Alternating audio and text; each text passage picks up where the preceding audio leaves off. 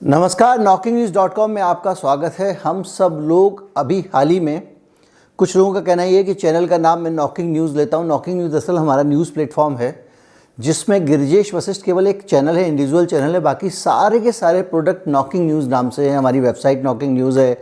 हम अलग अलग सोशल मीडिया प्लेटफॉर्म्स पे हैं। एडिटर जी के हम एडिटोरियल पार्टनर हैं। सब जगह नॉकिंग न्यूज़ के नाम से है, इसलिए मैं नॉकिंग न्यूज़ कह के संबोधित करता हूँ। लेकिन आप ये वीडियो गिरिजेश वशिष्ठ चैनल पर देख रहे हैं, और अगर आप फेसबुक पर ये वीडियो देखेंगे तो नॉकिंग न्यूज़ पर ही मिलेगा। और वहाँ पे आप अगर इस वीडियो को देख रहे हैं तो लाइक कर लीजिएगा, यूट्यूब पर सब्सक्राइब कर लीजिएगा। हम सब ने मौत को बहुत नज़दीक से देखा है। अभी हाल ही के दिनों में जब कोविड की महामारी फैली तो हर रोज़ हमारा कलेजा धक से रह जाता था, और कहीं कोई हमारा अपना या अगली गली में या पिछली गली में या पड़ोस में या कहीं और, या कोई दूर का रिश्तेदार या कोई बचपन का दोस्त हमें छोड़ के जा रहा था। हमने देखा कि वो कितना गहरा सदमा होता है जब अपना कोई जाता है। वो धक से कलेजा रह जाता है जब कोई हमारा अपना आईसीयू में अंतिम सांसें गिन रहा होता है और हम भगवान के सामने बैठकर प्रार्थना कर रहे होते हैं कि हे भगवान उसको बचा ले। वो सारी जो भयावह स्थितियां हैं, उन भयावह स्थितियों के बीच में कल्पना करें कि 23 साल का आपका कोई अपना बेटा, अपना दोस्त, अपना भाई, अपना सगा अचानक जान दे दे या उसकी जान चली जाए।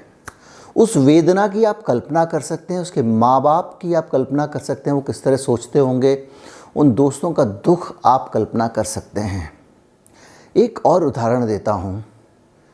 60-70 साल के कोई बुजुर्ग आपके घर के हों, बड़े हों, सड़क पर जा रहे हों, कुछ लोग वहाँ से आएँ और उनके सर पे डंडे मारें, और डंडे मारने से उनको खून आने लग जाए और इतनी ब्लीडिंग हो कि उनकी डेथ हो जाए, उनका निधन हो जाए। आप कैसा महसूस करेंगे? ऐसे ही कोई आपका अपना हो, उसको कुछ लोग अगले चौराहे पर घेरें और गोलियों से भून दें। ये सब हो रहा हो तो क्या होगा, कैसे होगा, और कंगना रनौत से इन सब का क्या लेना देना है, इस बारे में मैं बातचीत करूंगा। कहीं मत जाइए, चैनल को सब्सक्राइब कर लीजिए।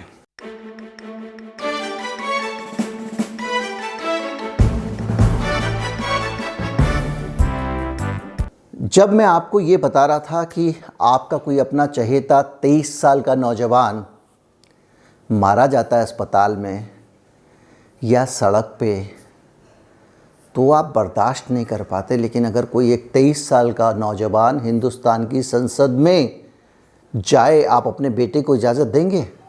और जाकर बम फेंके, और बम भी ऐसी इंटेंसिटी का फेंके जिससे कोई मरे नहीं, उसके साथ पर्चे फेंके और जिसमें हिंदुस्तान की आज़ादी की मांग करे, और उसके बाद जेल में उसे फांसी चढ़ा दिया जाए। वो फांसी से पहले वो अनशन करे और हंसते हंसते फांसी चढ़े, तो इससे कहते हैं हंसते हंसते फांसी पर झूल जाना। उदाहरण मैं इसलिए दे रहा हूँ ताकि आप जो हंसते हंसते देश के लिए प्राणों को न्यौछावर करने जैसे मुहावरे सुनते सुनते आप अभ्यस्त हो गए हैं, आपको पता हो कि वो दर्द क्या होता है। वो बुजुर्ग जिसके सिर पे डंडा पड़ा था, आपका 70 साल का बुजुर्ग, 60 साल का बुजुर्ग, आपके पिता भी हो सकते, आपके दादाजी भी हो सकते थे। वो व्यक्ति लाला लाजपत राय था। कितने उदाहरण दूं। पंडित जवाहरलाल नेहरू जो आज सबसे ज़्यादा निशाने पर हैं, ज़िंदगी के 13 से 15 साल जेल में बिताए थे। ना तो उन्होंने माफ़ी मांगी, ना उन्होंने अंग्रेज़ों के आगे समर्थन किया, ना उन्होंने अंग्रेज़ों की फ़ौज में किसी को भर्ती होने के लिए प्रेरित किया, ना भारतीय स्वतंत्रता आंदोलन में जाने के लिए लोगों को डिस्करेज किया चंद रुपयों के लिए, 4 पैसे की पेंशन के लिए। कंगना रनौत ने इस सारे योगदानों को, ये ऐसे योगदान हैं जो आपको पता है। ग्वालियर शहर में आज भी एक फांसी वाला नीम है, और उस नीम पे 4 लोगों को फांसी पर चढ़ा दिया गया था। एक सड़क में सराफा बाज़ार के किनारे पे वो नीम का पेड़ खड़ा हुआ है। बहादुर शाह जफर के 4 बेटों की गर्दनें काट के थाल में रखे अंग्रेज़ों ने उनको भेंट की थी, उस आदमी ने माफ़ी नहीं मांगी। ये हमारे देश का इतिहास है। और इस माफ़ी के मसले पर ही चर्चा चल रही थी टाइम्स नाउ में नविका कुमार अपने ऊपर के होठ उठा उठा के बात कर कर के, और वो पूछ रही थी अपनी ताड़का वाली मुद्रा में कंगना रनौत से, और कंगना रनौत ये कह रही थी कि हमने जो आज़ादी पाई है वो हमको भीख में मिली है, कटोरे में अंग्रेज़ दे के गए हैं। असली आज़ादी हमें तब मिली है जब मोदी जी इस देश में प्रधानमंत्री बन गए। ये कंगना रनौत कहना चाह रही थी। कंगना रनौत का ये बयान आपको लग सकता है कि वो एक मूर्खा है, उसको समझ नहीं है, और हर आदमी पढ़ा लिखा नहीं होता। ये मैं कई बार दोहराता रहता हूँ। राजनीतिक और राष्ट्रीय मामलों की समझ अलग चीज़ होती है और डॉक्टरी पढ़ाई अलग चीज़ होती है। तो अव्वल तो उसकी बातों को गंभीरता से इसलिए नहीं लेना चाहिए क्योंकि वो बहुत गंभीर व्यक्ति नहीं है और उसकी कोई बातों में वजन भी है, लेकिन फिर भी वो जब ये कहती है कि आज़ादी जो है वो पहले वाली आज़ादी तो अंग्रेज़ों ने ऐसे ही दे दी थी भीख में, असली आज़ादी मोदी जी के आने के बाद 2014 में आई है, तो गुस्सा आना लाजमी है। और जब ये गुस्सा आता है तभी विवेक का भी महत्व बढ़ जाता है, क्योंकि गुस्से के साथ साथ विवेक की भी आवश्यकता है। गुस्सा आता है तो आप मांग करते हैं, और बहुत सारे लोग कह रहे हैं कि कंगना रनौत का पद्मश्री वापस ले लेना चाहिए। कुछ लोग कह रहे हैं कि कंगना रनौत को जेल भेज देना चाहिए, उनके ऊपर सज़ा होनी चाहिए, उनके ऊपर दंड होना चाहिए। कुछ लोग मुंबई में आम आदमी पार्टी के लोग जाके उनके खिलाफ FIR भी कराए हैं। मैं उस पर भी चर्चा करूंगा उस FIR का क्या महत्व है। लेकिन मुझसे अगर आप पूछेंगे तो मैं कहूँगा कि ना तो उन्हें जेल भेजना चाहिए, ना उनका पद्मश्री वापस लेना चाहिए।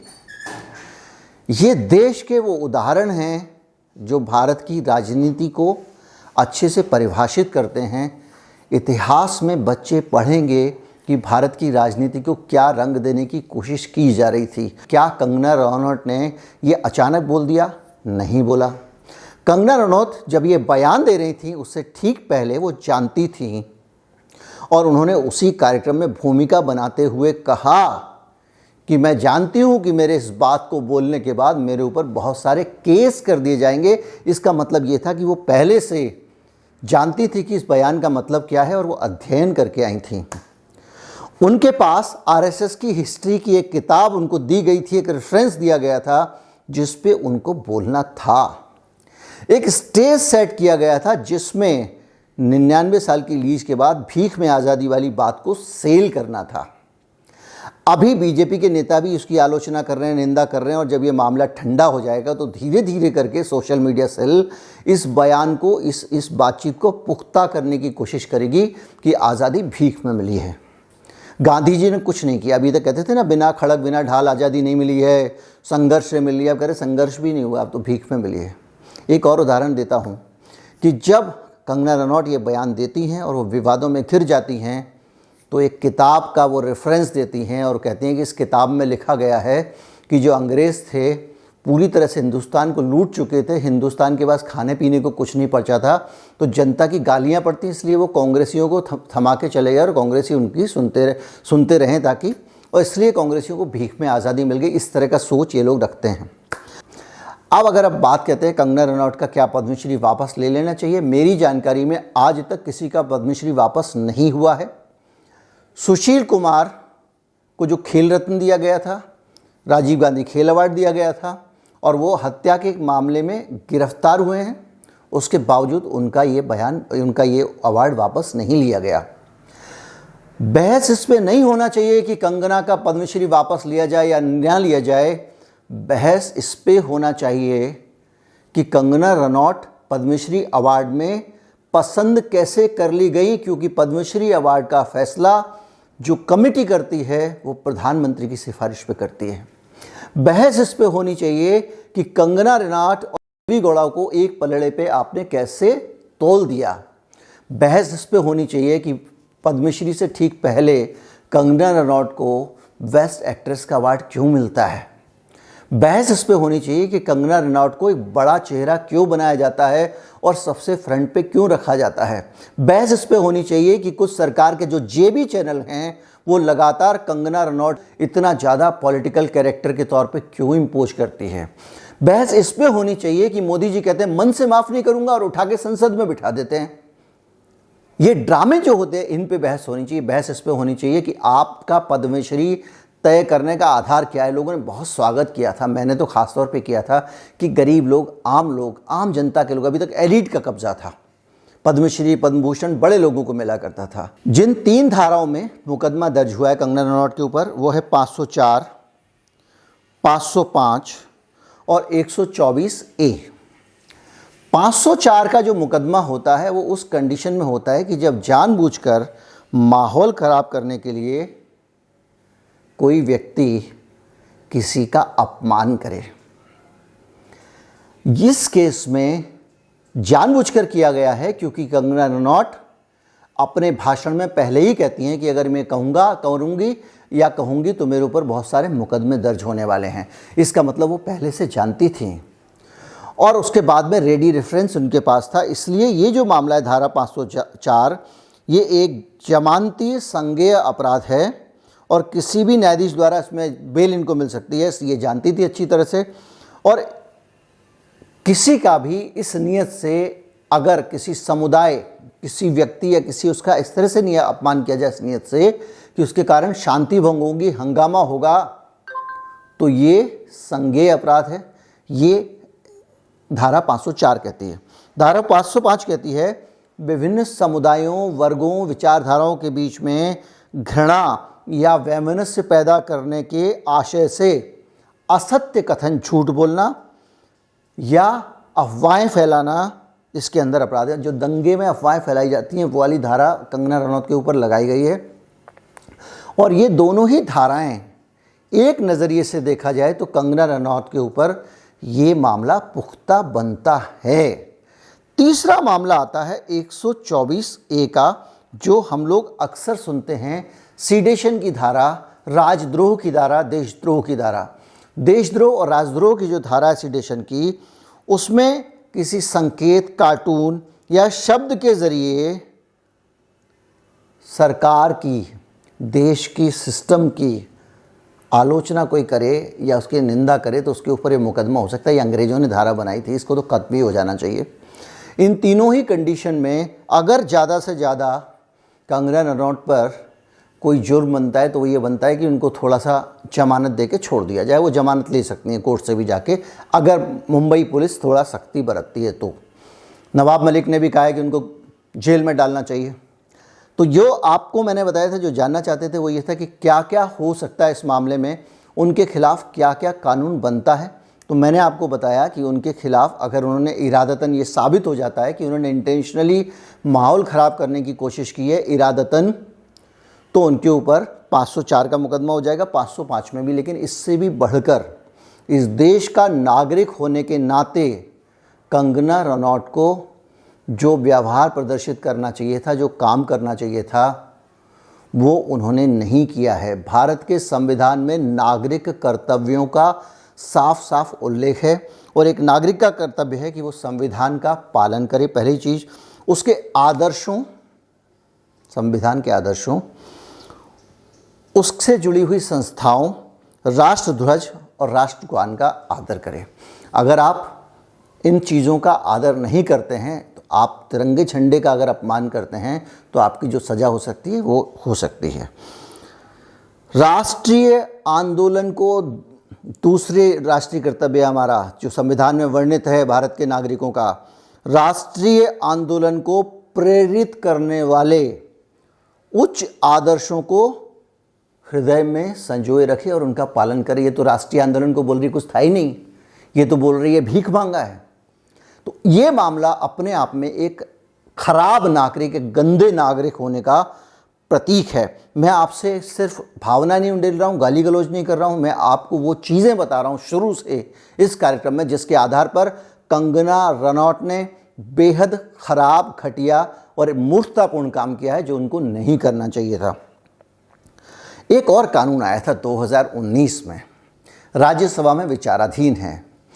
इस कानून के तहत अगर वो कानून पास हो गया होता मोदी सरकार में तो कंगना रनौत को 7 साल की जेल होती। इस कानून का नाम है, इसमें महापुरुषों के अपमान करने के लिए है और इसका नाम है prevention of insult to the father of nation and other icons of freedom movement bill 2019 ये बिल आया, राज्यसभा में ये अटका हुआ है और इस बिल में साफ कहा गया है कि राष्ट्रीय प्रतीक और दूसरी इस तरह की चीज़ें जो स्वतंत्रता सेनानी हमारे आप सोचिए कोई अगर रानी लक्ष्मीबाई का अपमान करे, आप सोचिए कोई गोपाल कृष्ण गोखले का अपमान करे, पटेल का अपमान करे, नेहरू का अपमान करे, गांधी का अपमान करे, ये उचित नहीं है इस देश में।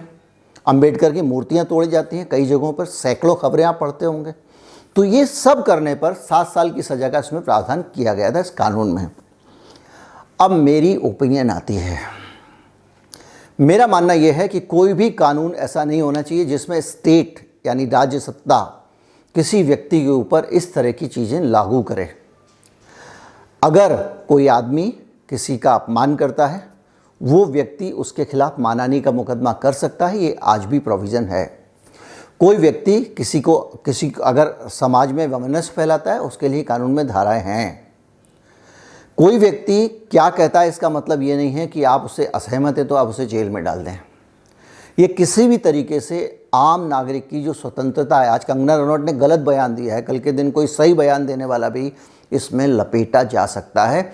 इसलिए अभिव्यक्ति की स्वतंत्रता को मानते हुए, उसका सम्मान करते हुए कंगना रनौत जैसे लोगों को जेल में नहीं डालना चाहिए।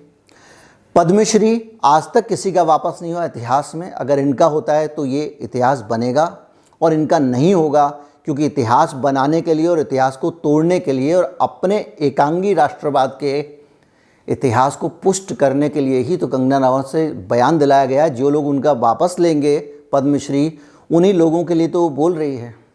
वो वापस होगा नहीं, लेकिन वापस नहीं होना चाहिए ताकि इस देश के इतिहास में ये दर्ज रहे कि डॉक्टर के अग्रवाल भी पद्मश्री होते हैं और कंगना रनौत भी होती है।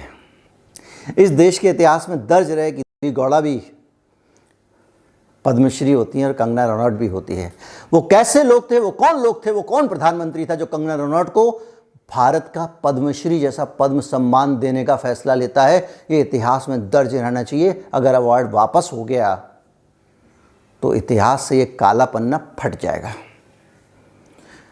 हर वक्त हर दौर में ये चीज़ साफ होनी चाहिए कि देश के साथ में, देश के समाज के साथ में, इसके इतिहास के साथ में जो खिलवाड़ की गई हैं वो दर्ज होना चाहिए। और जो हम सब बोलते लिखते हैं ये इतिहास का हिस्सा है और ये भी रजिस्टर होगा कहीं ना कहीं। इस वीडियो को ज़्यादा से ज़्यादा लोगों तक पहुँचाएँ। कंगना रनौत के बयान से बहुत आघात सभी को पहुँचा है, मुझे भी पहुँचा है, लेकिन समाज के व्यापक हित में क्या है ये भी मैंने आपको बताया। उम्मीद करता हूँ वीडियो आपको अच्छा लगा होगा। नमस्कार, जय हिंद।